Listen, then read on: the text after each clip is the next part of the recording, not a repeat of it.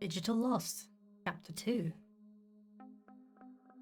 She had always been interested in computers from a young age, from the old clunky boxes in her school where she'd learned the basics of using a keyboard and how a computer functioned, to pestering her parents for a computer of her own so she could keep using them at home. It would help with her homework had been the excuse, but she had read enough information about computers to know that there would be much, much more she would want to do with one of her own than just homework, and she'd pushed hard to persuade her parents to order a premium machine, far more powerful than what was needed to do something as simple as her school homework. It was not long after that she was loading games onto the computer under a hidden user account her parents had no idea about, and spending every spare moment she could playing them under the cover of doing homework or off to bed to sleep. That had not, of course, gone unnoticed for long, as her parents were not as blind as she thought, and she had been scolded in due course, made to promise she would not use this important research and homework tool for something as useless as playing video games. Her parents had stood over her shoulder to make sure that she uninstalled them all, and then got her to show them how to enable parental controls. While they had made her turn her back while they picked a password, it had not taken her long to realise they had chosen to stick with the predictable password, and she was back in full control of the computer once more. Their words had not fallen on deaf ears though, and instead of being solely obsessed with playing games, she began to learn to modify them instead. There was a growing community of others who were creating modifications for popular video games online. She fell in deep with their community, creating new designs and even beginning to code new things to put in the games which had previously taken up all of her time. Some of her favourite modifications had been the simple ones, adding new items to games to share online, or bringing some exciting item from one game over to another. The oversized blaster sword from Forever Fantasy VII had been especially popular when she had reconstructed it to use in Morabreeze, another popular role-playing game of the time. And from there she had had her first taste of popularity as her work was downloaded thousands of times by the other players. By this time, of course, her parents realised that writing and developing games was a much more respectable pastime than playing games, and their complaints turned to more normal concerns, such as, what A-levels are you going to take in college? Well, computing, obviously. Are you getting out enough? Of course, I have to go to college every day. Are you really going to leave the house looking like that? What's wrong with these jeans? They're comfy and don't have too many holes. Not like people in the office are going to care. All normal things for a teenager, she thought, as the days and years passed, each inexplicably seeming to take less time than the last. Slowly over time, though, like most young people discover, her own personal time decreased as managing friendships and minimum wage jobs ate into it, and life moved on into young adulthood. Her early 20s had been a mix of university lectures, part-time work in depressing retail stores, and catching up with friends in the odd hours between, until, with university out of the way and retail work crushing her soul, she packed her bags and moved to take a job as an entry-level employee at an actual game studio. Not as a developer, which had been the dream, but as a beta tester.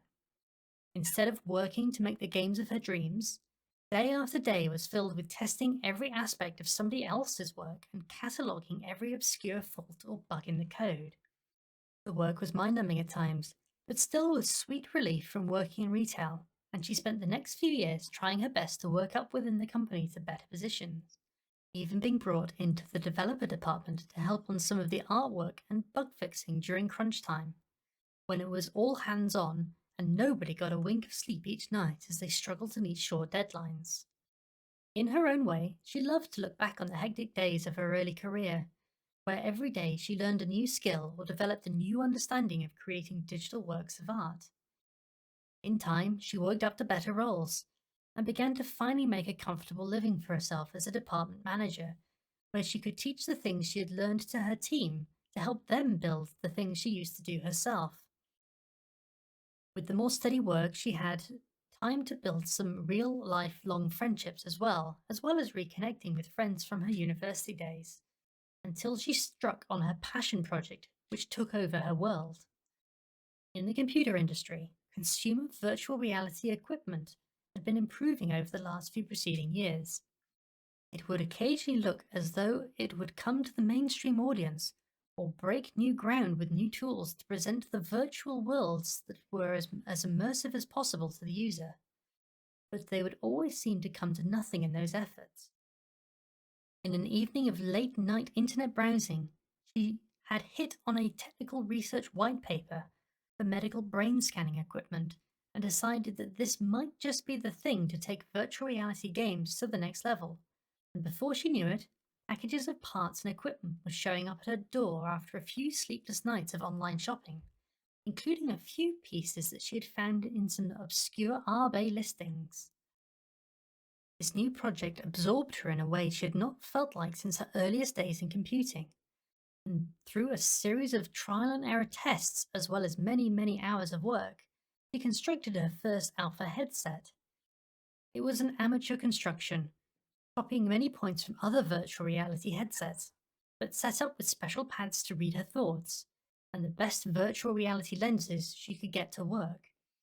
It was not the most beautiful creation, with wires hanging out of it at odd angles, and her modifications to get the base headset rough around the edges, but she had got it working reasonably well with some popular games. It had allowed her to use her thoughts to interact with the games in place of controllers that would typically have been used. It was thanks to this initial successes she had continued modifying the equipment and enhancing it to work more efficiently, and improving the design so that there was not so many exposed pieces of electronics dangling from it. There had been a vague but ambitious idea to build a highly immersive MMORPG, something huge and wide-reaching. But other than a few ideas knocking together and some test models created, she had given up on the idea as something far too big for one woman to do, and returned to making the hardware as good as it could be. There had been some issues, of course, almost to be expected with her amateurish soldering skills, and she had given herself small electrical shocks more than once. But that was all part of the learning process. She was on the verge of another breakthrough. She had just felt it, talking her friend's ears off about it any chance she could. As she told all of this to Mortimer, she was aware that there were some big gaps in her memory that were hard to ignore, but even harder to identify what was missing. Without knowing what she had forgotten, it was hard to think what was missing to fill those holes. It was like having a jigsaw with missing pieces, except somebody had cut holes at random through the jigsaw with scissors. She brought up the last memory that she could recall from before the fall, wondering if there was some clue there to explain what was happening. She'd been out with her two oldest friends, Stephen and Marie, discussing some details she'd been stuck on for weeks over some drinks. It had been something which she had really enjoyed doing often with them. They were not deep into computers like she was, but even if they had not really understood the technical aspects of what she was talking about, it helped her bounce ideas around. And spending time with them and hearing them discuss their own lives was something she would never want to miss out on. It felt as though it was keeping her present in the real world and to not lock herself away, obsessed with her project. This evening, she had decided to stay out longer, instead of hurrying home early, and ordered more drinks so she could spend more time with her friends. It was at this point, though, the memory started to lose cohesion, and she could not be sure of anything more.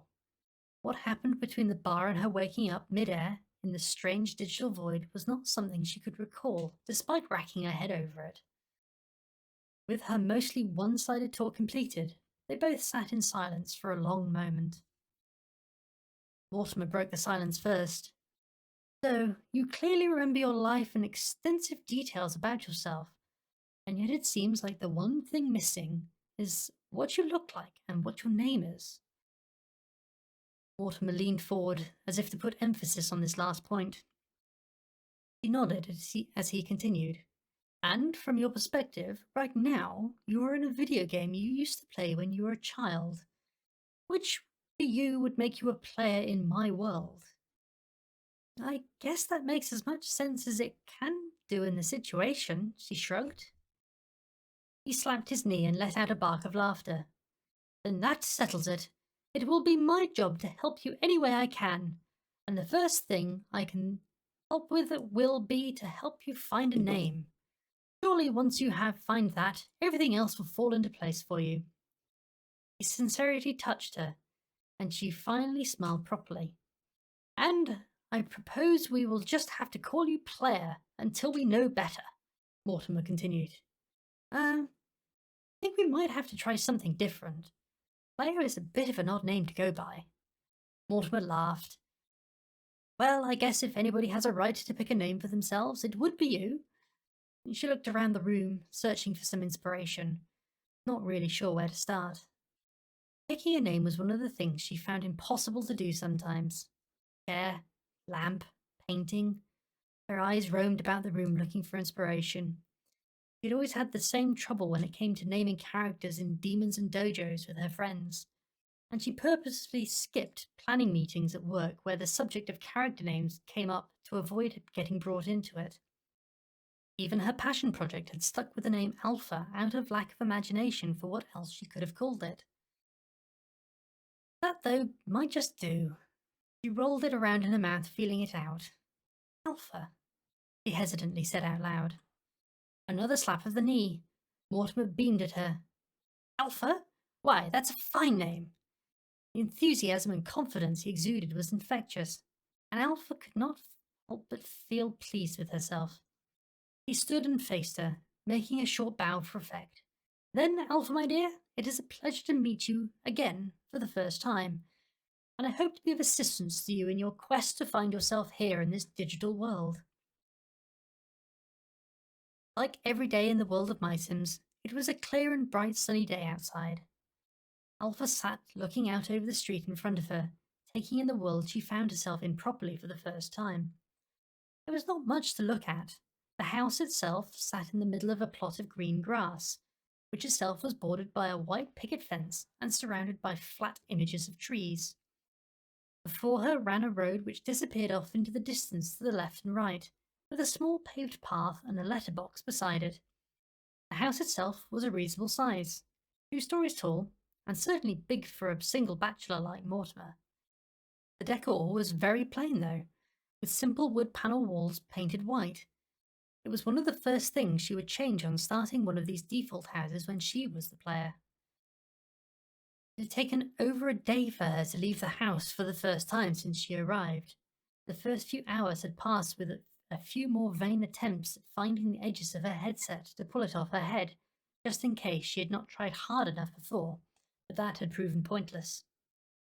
She had even asked Mortimer to help her with this, and he had dutifully tried to do so, but achieved nothing more than confirming that whatever polygon blocks made up her hair was clearly solid, and pulling on it just resulted in her head being yanked about painfully.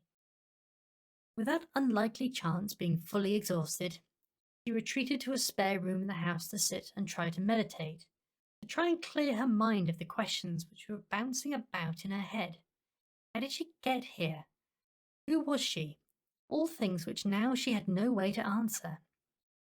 Until she could find balance, it would be impossible to think straight. It was not something she was experienced with, or sure how it really worked, and assuming that sitting cross-legged on the floor and slow breathing was all there was to it. It had worked to some degree in the past, when too many things had piled on her at once, and she hoped it would help her here. Quiet reflection slowly helped, and before she knew it, time had trickled past as her thoughts drifted. When she had finally felt like she had had enough of meditation, she found it was the early hours of the morning of the next day. Her meditation had not revealed any mystic inner truth, but had helped bring down the panic of the day before to a more manageable level. Though in time she did discover that despite pain being a superficial thing here in the digital game world, discomfort was very real. Her legs complained when she stiffly stood up and tried to shake some life back into them. Mortimer spent most of this time keeping to the background, out of respect for her, and spent his own time in the daily routine all My Sims characters had to go through to maintain their mood bars and stay healthy. Alpha had forgotten how much of this was odd tasks such as chatting to himself in the mirror, or standing in the middle of the room approving of a painting over and over. He seemed to know what he was doing, and the small talk he offered when she asked for it was greatly appreciated. She had even returned to the bathroom she'd broken the mirror and tested out the pain factor again just to make sure it was not something she had imagined. More gently than before, she pressed the tip of her finger to one of the suspended shards that hung in the air. It had hurt, the jolt of pain springing up her arm like it had before, only to then vanish just as quickly when she snatched her hand away. Pulling the shard out of the air had proven difficult as it resisted her pull, vibrating aggressively all of the way. When she had released the shard, it had seemed to jump back to its previous position instantaneously. The experiment had ended there, as she had not wanted to stay in that room for very long. The void in the wall where the mirror had hung was disquieting to see. Mortimer had offered us some breakfast, and after rummaging around in the kitchen for a few minutes, he somehow produced a couple of pixelated plates of steak, chips, and beans. It was not what you would normally expect for breakfast, but Mortimer seemed to be enjoying it. They had sat opposite each other at the dining table, and he had mimed his way quickly through eating the food, his plate and fork waving in the air between the plate and his mouth as she watched it vanish piece by piece from his plate. When he had finished, his green mood gem had become more vibrant and glowing, which in the game indicated he had maxed out all of his hidden meters that tracked his well-being. He had initially tried to actually use her knife and fork to eat normally, but quickly found that would not work in the game's set of rules. After some encouragement from Mortimer, she had mimicked his actions and watched as the food vanished in front of her. This had been met with satisfaction from Mortimer, and she had replied that she was indeed full when she was asked. As she sat on the porch, she reflected on the previous night. She had not slept, and not even felt any need to. The food she had eaten at dinner had not filled her up, and she was not sure she even felt hungry in the first place. She had emulated Mortimer out of a sense of expectation. Recognizing the lack of these sensations within her was disquieting her more than she would want to let on, and it felt like an additional barrier between her and her own humanity. Before all of this, she had been somebody who would cherish her sleep when she got it, and as for food, she was not as restrained from extra treats as she otherwise should be for somebody now in her 30s, who was not known for making the effort to exercise. To have both of these sensations suddenly missing felt more like a weakness than a superpower, and she hoped it would come back to her soon so she could feel even slightly normal again. The day slowly passed in front of her, and before she realized it, it was night time again. The rituals of food and sleep respected by those who needed them more than her.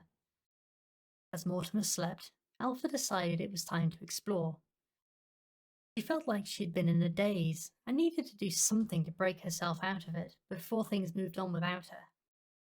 It was important to work out how to get out of here and back to herself as soon as she could. With no evidence to go on, she assumed she had been trapped in her VR headset, slumped on the floor of her study from some accidental malfunction. It might be unlikely, but if it was the case, then she knew that if she was able to wake up now, her first action would be to destroy that thing. If it was not the case of her being stuck in the VR headset and this was something deeper, something more terminal, well, that didn't bear contemplation.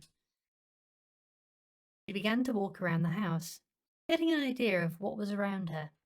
The perfect white picket fence and the uniform square bushes that made up the limits of the landscaping options for a house in the old My Sims games was bland to see up close, and part of her almost wished she had kept up with the game series, just so that if she was going to be stuck in a game, it might be one with higher detailed models in the background with some more variety. With the limits of the grounds explored, she went to go further afield, only to be blocked by the last thing she expected. Game mechanics getting in her way once again. She had forgotten that the original My Sims games was limited to one active house at a time, and you could not just walk from one plot of land to the other to see other people whenever you wanted. As she pressed her hands to the air in front of her, She could feel the invisible force field resist her completely. She paced the limits of the grounds, and sure enough, just past the edge of the white picket fence and right up to the edges of the road, there was a solid barrier in the air that she could not get past. She looked up into the sky, but as it was night time, there was nothing but inky blackness above her.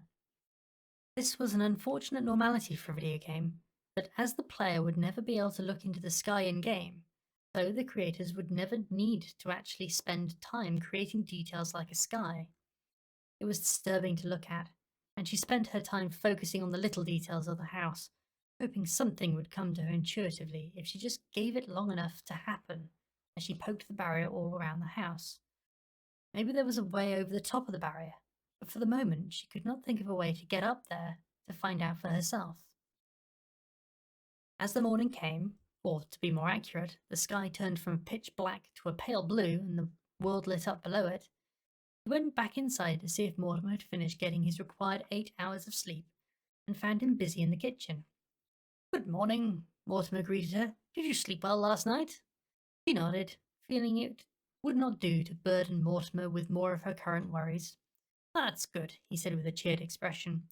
"If you would like to wait a couple of minutes, I can have this breakfast ready for both of us." As he placed her bowl of cereal in front of her and proceeded to tuck into her zone, she decided it was as good a time as any to ask what was on her mind. "You know about how we can't leave the grounds of this house, Mortimer?" He paused, mid-mouthful, and thought about it. "I think I know what you're meaning. Yes, you are correct that it is not possible to walk from one house to the other here. We have to use normal methods to get back and forth." She seized on this. "And what would those be? How do we travel to the other houses around here?"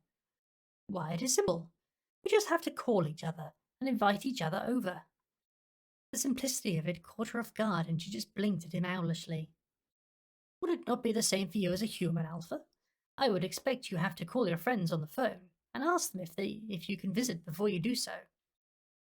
"I mean, yes, that is true, but I mean, well."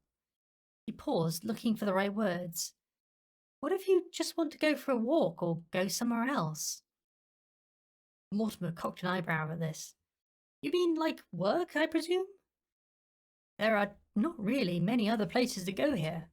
We have the housing lots and work to go to. That's really all there is." Having the obvious spelled out by a character in the very game she was in stopped her in her tracks.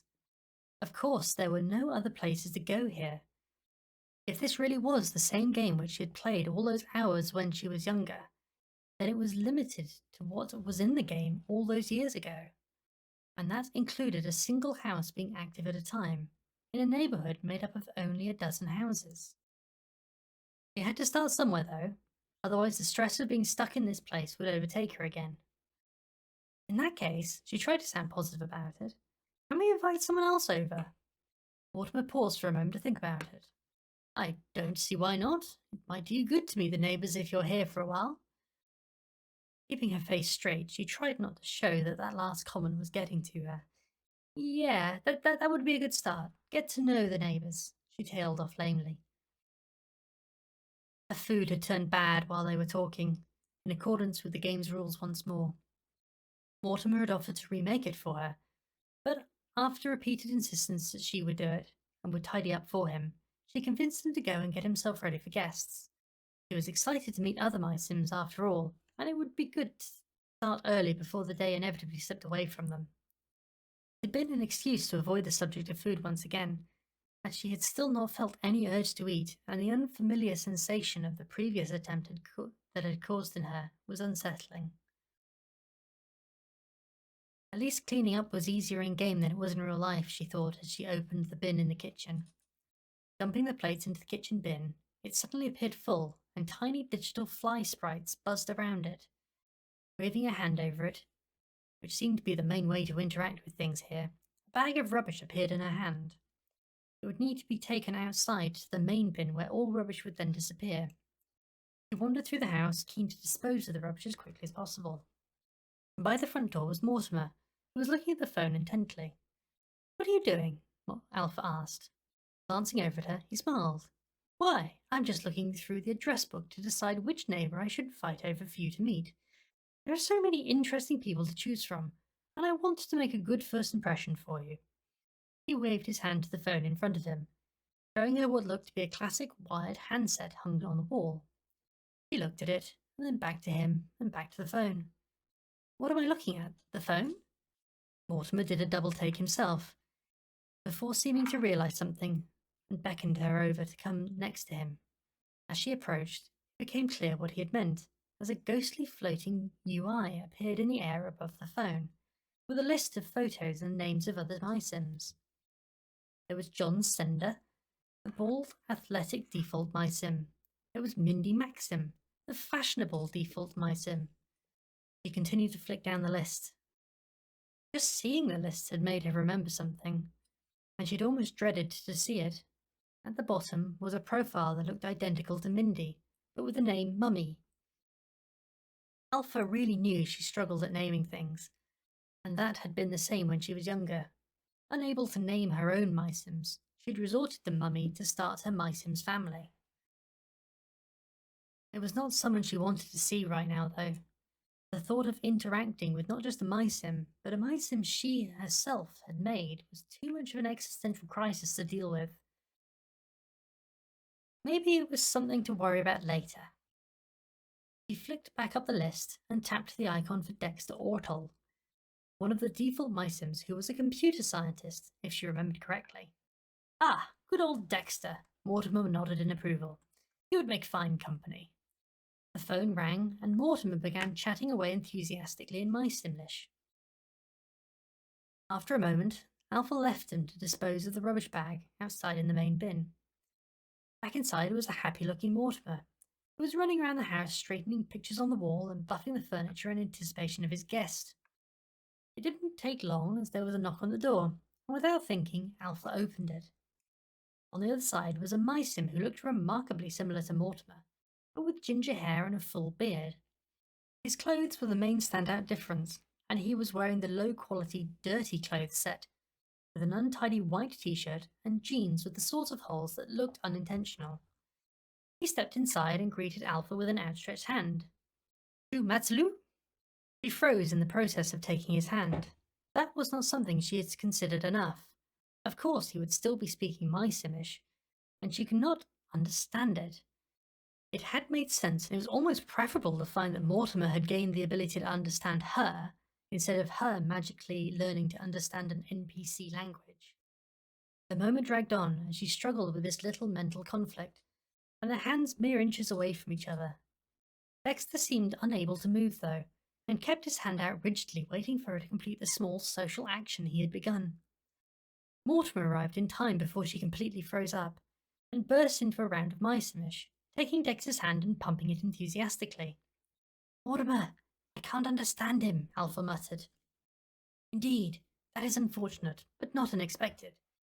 I would do my best to translate anything you wish to say." Dexter seemed unsure of what was happening, and Alpha guessed he had no idea of what was being said. "There's no time to waste then. Mortimer, can you please ask him if he can try and call us and invite us over to his house when he gets home?" Mortimer translated for her, the MySimish rolling off his tongue and bounced off the ears of Alpha as she felt comprehended. "Ushiratsu, mura, tai, pute, umane, dele, nol, tomete, bully, dala." Dexter looked at Alpha and back to Mortimer, shrugging. "Yoko."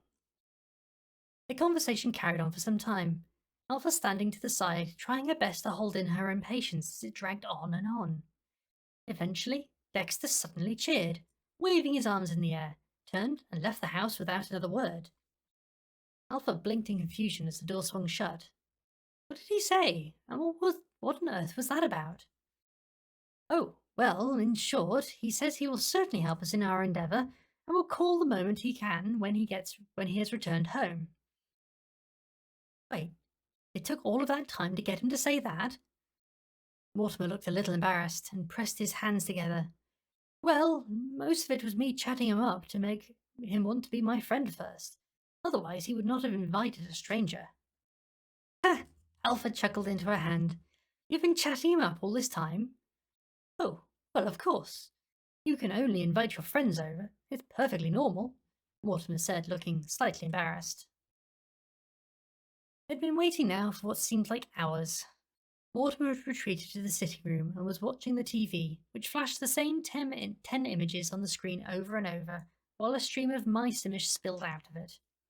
Alpha could not stand the TV and decided to spend the time investigating the other objects about the house, looking for any hints on what she could try next. Eventually, when nothing presented itself as useful in her endeavours, her patience wore thin, and she had to cut into Mortimer's TV time. I'm sorry, Mortimer, but how long should this normally take for someone to call? I get that we need them to invite us over to their house, since we can't go there ourselves, but surely Dexter should have called by now. He scratched his head as he stood. Well, it is embarrassing to admit, but I actually do not know. He paused, not sure how to respond to this. You see, as far as I can recall, I am never here when the call comes in. I just know the call comes, and then I go to the neighbour's house. Beyond that, I'm not actually sure I've ever picked up the phone to be invited to another person's house. She slapped her hand to her face. Of course, it did make sense if you thought about it from a game perspective, something she seemed to be struggling to do for any length of time at the moment. If she assumed that she was considered the player, then this house, Mortimer's house, would be the current active house. If that was correct, which it seemed to be, then that meant there was really nothing outside of this house actually loaded in the game at the moment, and so there really wasn't anything out there to even see right now. If Dexter and his house was not loaded in the game, then he would not be able to invite anybody over to his house. The complexity of trying to live within the limitations of a digital world were proving harder to navigate than Alpha had anticipated. With the grand plan spoiled, she left Mortimer to tend to his mood needs for the rest of the day, and continued poking and prodding the edges of what she was now thinking of as the map, looking for a way out. This trial and error approach could be very slow and time consuming, and for most people intolerable, mind numbing. For Alpha, though, she was looking at it as nothing more than a bug testing session, which she had conducted hundreds of times before in the past for other games during her time at work. Meticulous, repeated, and fractional changing parameters were the core of good bug testing, and while it was time consuming, it was good for taking the mind off other concerns she had, which was very welcome. The worry about what was happening to her body was pressing on her more and more as time went on. She had decided to assume that, as mystical and unlikely as it could be, she had somehow sucked her mind into her computer and was lying unconscious on her study floor. Other ideas, such as that she had died and this was some sort of purgatory, or that this was all an elaborate dream, didn't feel right. Why would it be a video game if it was some sort of religious event, and dreaming just felt wrong? It all felt too real, and had gone on for too long already to be a dream, and so, as bizarre as the remaining alternatives were, she was discounting the afterlife or dreaming as explanations of her situation. Day turned to night again. As much as she did not seem to sleep or eat, overdoing the repeated tests was finally beginning to depress her with the monotony and lack of any success. It was time to take a break and try something else. Wandering around the house, she wondered what she could do to kill the time. It was going to be a quiet night, and Mortimer had brought up earlier that he would have to be off to work tomorrow, so he could maintain his income. The whole work cycle in the game really struck her as bizarre. While she could appreciate that this was supposed to be a life simulation, and work was a normal part of life, it really put a dampener on things, and she had often given up on the game when balancing the work life of her Sims, and resorted to the money code sheet sooner or later. She paused. That idea was an attractive one, actually. Not to make herself rich, as the virtual currency was of no use to her, but as a reminder that the game itself had some built-in methods on how to break the game. The only question was how to access something like that from here.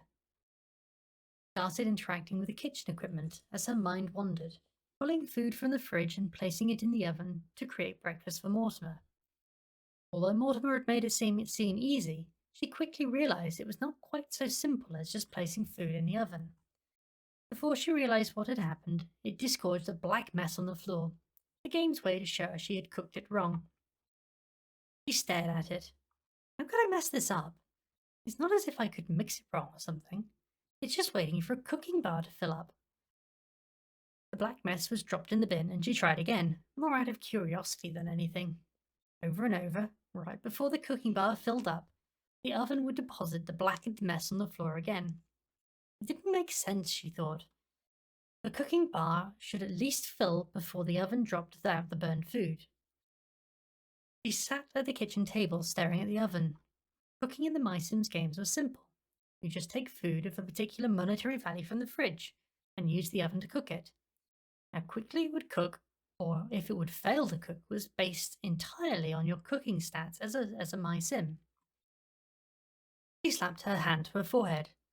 But if you don't have a cooking stat, it can't work out how it can be successful. It was an experiment now, to test a hypothesis for her theory. She worked methodically, taking food from the fridge and placing it in the oven as she continued the experiment. Sure enough, without any variation, it would fail before it could even complete the cooking process. Even a character with a cooking skill of 0 could see some chance of success in this game. You needed to succeed a few times in an activity to improve the skill, and if that was not possible, a player could create a MySim who would find it impossible to cook forever. The testing had stopped before Mortimer rose for the day, not because her experiments had succeeded, but because the oven had broken. There was no indication it was going to happen, but it suddenly jumped from its normal appearance to that of the destroyed appliance when the final burned meal was deposited on the floor. So you spent the night cooking breakfast over and over? Mortimer stood by the smoking oven, stroking his moustache, still in his pajamas. And did this help you get better at cooking at least? Not in the slightest, she beamed. It means I actually can't improve at cooking. She looked rather more pleased than this sort of comment would normally bring from a person. And this is a good thing? How exactly? Mortimer looked confused. It shows that the game doesn't know what to do with me. I don't belong here. Oh, pish posh. You're welcome here as long as you need to be, Alpha. Do not say such things. Alpha grinned at his words. I mean, thank you, Mortimer. That does mean a lot to me. But, I mean, if the game itself doesn't know what to do with me. Everything is managed with numbers here. How much food fills you up, how much time it takes to make food, how long you can stay awake before you fall asleep. You have all of those numbers ticking away in the background, and you can change them with things like eating food or going to sleep. He patted the broken oven. Like, this makes you better at cooking every time you use it. It makes your cooking skill number bigger, which makes you a better cook. But me, I don't have those numbers to tell the game how things work, and I can't change them. So things don't know how to function correctly for me. Mortimer scratched his head. And you say this is a good thing? Yes. It means I can use this to bend the game to do what I want. Once I work out how to use it, that is. She drifted off with a speculative look across her face. He sighed and looked at the clock. Well, I'm afraid you will have to tell me how this all works later. I will need to see about replacing the oven later as well, as the work car will be here in exactly 2 minutes and I need to go out to wait for it. He spun on the spot, and his clothing instantly changed from his bunny rabbit pajamas to his work outfit, a rather smart business suit. He made his way to the door to leave, keen not to be late for work. I can do it, cried Alpha. How do I get the replacement? He paused, uncertainty written across his face before his shoulders sagged. He paused, uncertainty written across his face before. He paused, uncertainty written across his face before his shoulders sagged and he conceded. You can just order it on the computer in the sitting room. As he sped down the road in the automated car, Alpha watched him disappear as he left the lot she was in and into the empty space outside the house's little world. The computer. That made sense when she thought about it, and she rushed back into the house to try and work out how she could interact with it.